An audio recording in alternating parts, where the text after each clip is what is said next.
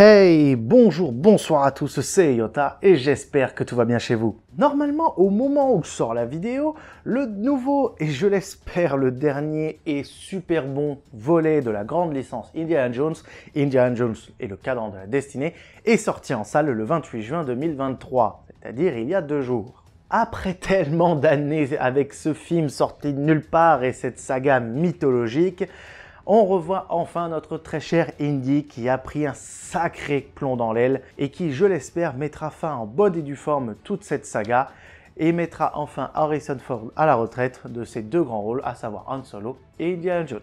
Alors sortez vos fouets, n'oubliez pas de reprendre vos célèbres cours d'histoire et surtout n'oubliez pas votre petit chapeau. Aujourd'hui, messieurs, dames, nous partons sur les anecdotes et secrets de tournage de la saga la plus archéologique du monde, à savoir Indiana Jones. Et c'est parti. Get back! Pour commencer, la première scène du premier film et donc de toute cette saga s'est tournée officiellement le 23 juin 1980 et devinez où? En France, à la base sous-marine de La Rochelle. Pas mal, non? C'est français. Mais bon, comme chacun sait, on a une très forte tradition en France et qu'on continue de respecter après tant d'années, qui s'appelle la grève. Et à cause de l'une d'elles, celle de France Météo, le producteur Franck Marshall devait se réveiller très tôt le matin pour surveiller la météo, pour justement savoir s'il était prudent de tourner les scènes avec le cargo et les bateaux en mer. Donc, merci France Météo et merci la France. Get back! Il y a un autre pays qui a été utilisé pas que pour Indiana Jones, mais pour une grande partie des tournages de Lucas et Spielberg, c'est la Tunisie. Et croyez-moi, s'il y a bien un ennemi à éviter là-bas, moi qui y suis allé, c'est la tourista. En effet, beaucoup de personnes de l'équipe ont été touchées par de nombreuses maladies. Par exemple, pour le premier volet, Indy affronta avec un seul fouet un Égyptien armé d'un sabre. Souffrant de dysenterie, Harrison Ford a suggéré à Steven Spielberg de juste descendre cet enfoiré, ce qui fut fait. Et vous voulez savoir la plus grosse blague? Vous savez qu'il n'a jamais été malade durant le tournage? Steven Spielberg. Et vous savez la raison? Il ne faisait que faire des exports de nourriture venant d'Angleterre. God save the king.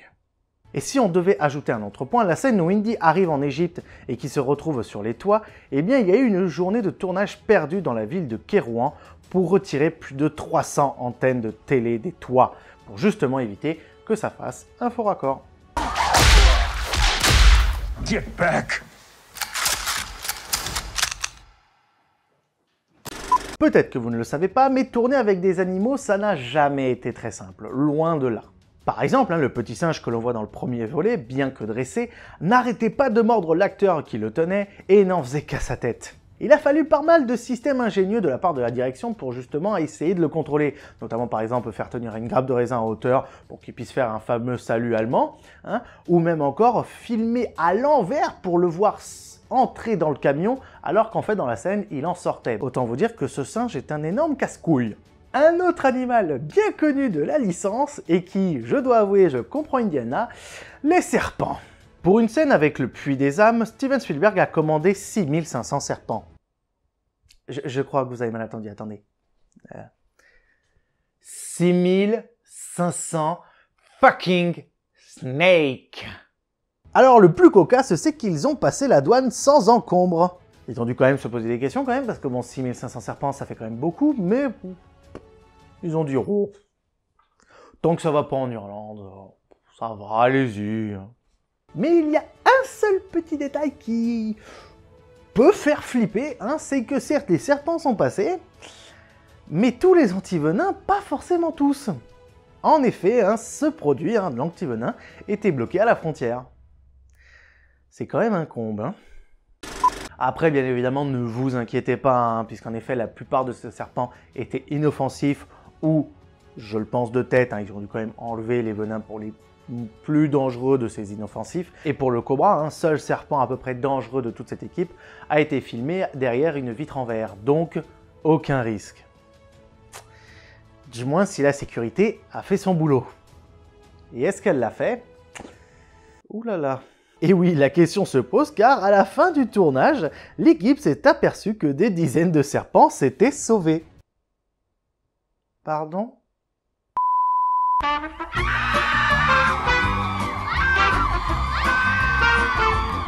Autre exemple de la sécurité humaine, dans le temple, 1 million d'insectes remplissent tout un décor. Et à peine les projecteurs allumés, ils se sauvèrent sur le plateau d'à côté, créant la panique dans le studio. La robe couverte de perles et de paillettes de Willy dans le 2 a été grignotée par un éléphant sur le tournage au Sri Lanka. Et sur les papiers de l'assurance, il y a donc écrit « mangé par un éléphant ». Et je ne vous parle même pas des plus de 2000 rats qu'on a dû élever pour le 3e volet, et encore tous les nombreux insectes, dont notamment toutes les fourmis qu'on peut voir dans le 4e volet. Bref, un véritable zoo cette licence Indiana Jones. Get back!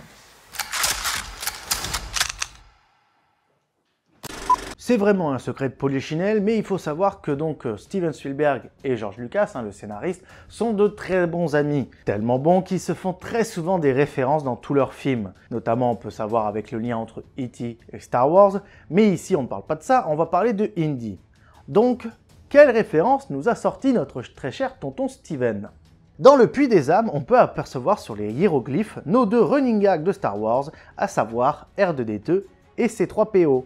D'ailleurs, dans le même film, un petit peu avant, l'hydravion que vient prendre Indiana Jones pour fuir les indigènes est immatriculé OB-CPO, ce qui fait dans la version longue Obi-Wan et C3PO. Le canyon tunisien où Indy pointe son bazooka sur l'arche est celui où les Jawa emmènent R2D2 dans Star Wars 4. Et encore un dernier point, le club de Shanghai dans le 2 s'appelle l'Obi-Wan.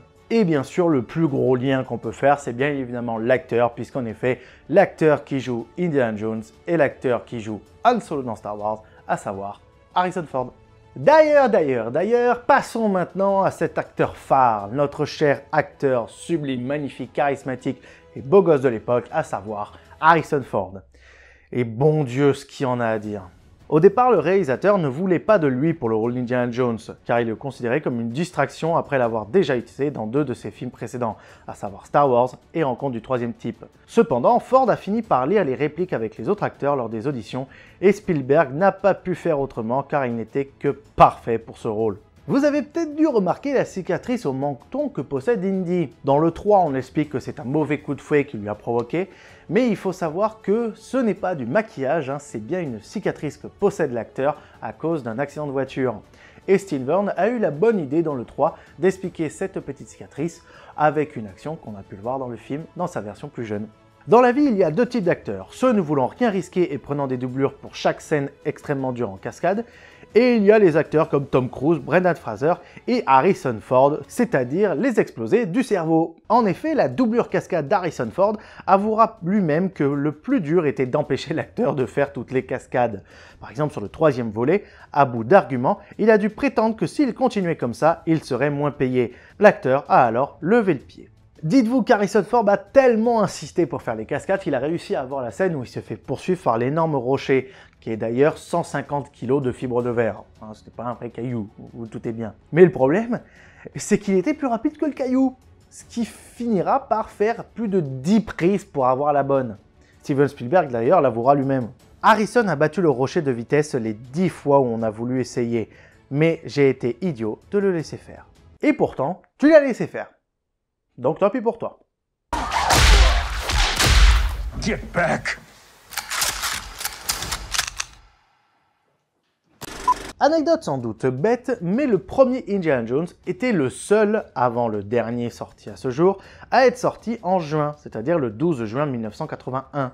Tous les autres sont sortis pour le Memorial Day, c'est-à-dire en mai. Par exemple, pour le deuxième, le 23 mai 1984, le 24 mai 1989 pour le troisième, et le 22 mai 2008 pour le quatrième. D'ailleurs, il faut savoir que le mois de mai est normalement le mois de sortie officielle des films de George Lucas depuis la Guerre des Étoiles. Dans les 2 premiers films, Claude Giraud était le doubleur d'Harrison Ford, mais c'est ensuite Richard Darbois, notre grande voix francophone, qui reprendra le relais dans les rôles de l'acteur, et donc également dans les 2 derniers, et le Cadran de la Destinée. Dans Indiana Jones et la dernière croisade, l'acteur, que l'on ne présente plus tellement il est culte, Sean Connery, incarne le père d'Indiana Jones. Mais ironiquement, Sean n'est que de 12 ans l'aîné d'Harrison dans la vraie vie. D'ailleurs, Sean a accepté le rôle parce qu'il aimait beaucoup les 2 premiers films, et il était ravi de jouer aux côtés de Ford. Et sachant comment on a kiffé le lien dans le troisième, ça a été partagé. En parlant de ce joli duo, dans ce même film, il y a quelques scènes qui tournent autour d'un zeppelin. Non, pas celui-là, celui-là, voilà. Et figurez-vous que cette chose était un vrai four. La chaleur dans le zeppelin était telle que les deux acteurs retiraient leurs pantalons quand seul le haut de leur corps était filmé pour pouvoir respirer. Ah, rien d'éther que de faire respirer l'entrejambe pour pouvoir avoir un peu d'air frais, non? Et enfin, pour terminer sur le 3, Harrison Ford a fait don de son chapeau et de sa veste en 1989 à la grande institution Smithsonian Institute. Quant à son fouet, il a été vendu aux enchères en 1990 et a permis de rapporter plus de 24 000 € à l'Institut archéologique de Londres. Get back! Enfin, pour terminer, quelques anecdotes par-ci par-là comme d'habitude. Lucasfilm, ce sont des bons gros trollers, et je dois avouer, c'est très bien joué de leur part. Pour expliquer pourquoi je dis ça, le studio avait déposé pas moins de 6 titres pour le 4e volet à la Motion Picture Association of America, c'est-à-dire Indiana Jones and the City of God, and the Destroyer of World, and the Fourth Corner of the Earth, and the Lost City of Gold, and the Quest for the Covenant, et enfin, and the Kingdom of the Crystal Skull. Je pense que vous allez avoir cette tête à la fin de cette petite anecdote. Vous allez comprendre. Les bureaux de Steven Spielberg ont été cambriolés en octobre 2007. Le voleur a emporté des ordinateurs, des livres de comptes et d'autres documents confidentiels, en particulier sur le prochain film de la saga, à savoir le 4e volet. Et comme tout voleur cinématographique, si tu avais toutes ces données, je sais pas, tu spoilerais, tu les vendrais sur internet, ou je sais pas, tu arriveras à faire quelque chose en le mettant en ligne ou autre, ou tu essaierais, je sais pas, de faire une rançon, j'en ai aucune idée. Mais ça, malheureusement, c'est si c'était nous. En effet, notre voleur en herbe a décidé de les vendre sur un site internet, mais la seule personne qui a accepté de le vendre a contacté directement le FBI, sentant j'imagine l'entourloupe, et a permis l'arrestation de ce dernier. Non mais quand on vous dit qu'il faut être aussi un poil logique pour faire du vol, parce que là... Alors je le dis, vendre sur internet, mais vendre sur internet, je sais pas, sur le darknet ou autre, tu le vends pas en ligne ou j'en ai aucune idée. Déjà de toute façon, le vol c'est mal. Donc bref, déjà on s'arrête là, point final. Il faut savoir aussi que bon nombre de l'équipe de la licence a participé au film. Mais quand je dis participer, ce n'est pas cette fois-ci derrière la caméra, mais bien évidemment devant la caméra. Par exemple, Frank Marshall, lui de son côté, était le pilote de l'aile volante dans le premier volet. Dan Aykroyd joue lui de son côté le responsable de l'aéroport de Shanghai dans le deuxième. Et Steven et George Lucas n'ont pas hésité aussi à faire de même et sont donc deux missionnaires attendant un avion. Et enfin pour terminer, je devais de vous raconter cette anecdote parce que je m'en remets toujours pas. Barbara Streisand débarque au studio d'Elstree sur le plateau du deuxième volet, habillée en cuir noir. Elle commence à fouetter Harrison Ford, alors enchaîner à un rocher en criant « Ça c'est pour Guerre et Passion, le pire film que j'ai jamais vu. Ça c'est pour Star Wars et tout l'argent que tu as gagné. » Arriva derrière Carrie Fisher qui se jette sur l'acteur pour le protéger en criant « Non, non !» Arrive ensuite Irving Keschner qui lance « Steven, c'est comme ça que tu diriges un film, ça n'arrivera pas sur un de mes plateaux. » Steven Spielberg lui répond alors « Dégage !» etc. Et je vous mettrai bien sûr en description la vidéo parce que je vous assure, j'ai pas compris tellement c'est bordélique. Même à Camoulox, c'est beaucoup plus compréhensible que ça. C'est incroyable et c'est dinguissime que ça arrive sur un plateau.